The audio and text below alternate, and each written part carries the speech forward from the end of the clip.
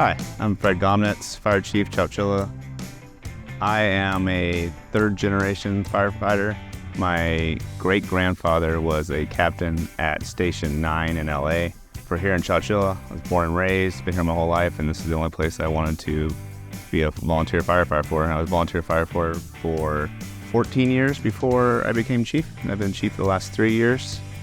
And we have a lot of homegrown volunteers here working for us.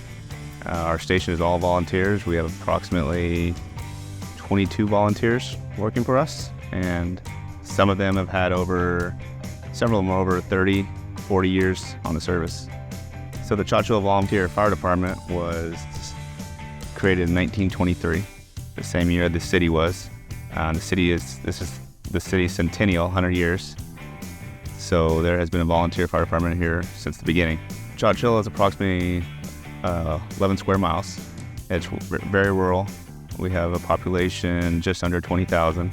Have mutual aid partners with Madera County and the local prison, VSP. We respond to brush fires in the sloughs, as well as we're full all hazards department, do structure fire fighting, medical aids, hazards of all kinds. We are up about 300% in call volume, mainly because we have taken a much larger role in medical calls. So over approximately half of our calls are medical now. Myself and all the volunteers have pagers, and they will leave their jobs at times, they'll leave their families at times, holidays, and they will respond when their pager goes off, and we'll go to whatever fire call is necessary. Being a small community, all of our firefighters will end up responding to somebody we know. A lot of times it feels great because you're going to help up an elderly or a veteran that you've known your whole life, and you're going to help them, and it's not a tragic situation, and you're just providing help, and makes you feel really good. And other times, it's the other end of the spectrum where it's a bad day for the whole family. The camaraderie here has been amazing over the years.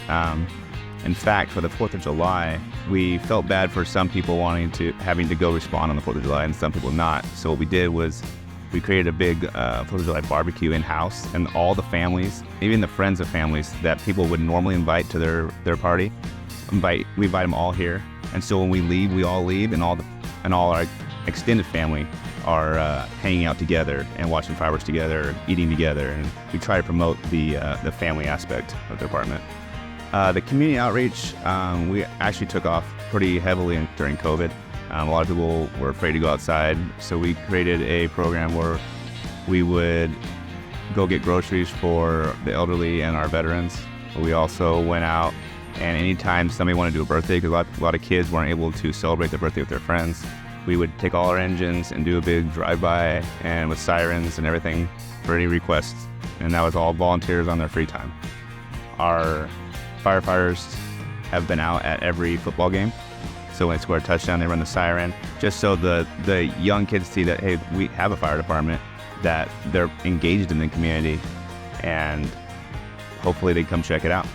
You have to have the heart to want to give that time, and for the volunteers, it's free time, and it's free time to run into a burning fire or see a tragic incident, to be able to dedicate the time. Every week, every Thursday we train, and the rest of the time they respond 2, 3 in the morning, whatever it takes, for how many hours it takes. So that kind of dedication you just can't expect from anybody. It's just given and freely from these guys. Myself, like all our volunteers, we just have a servant's heart.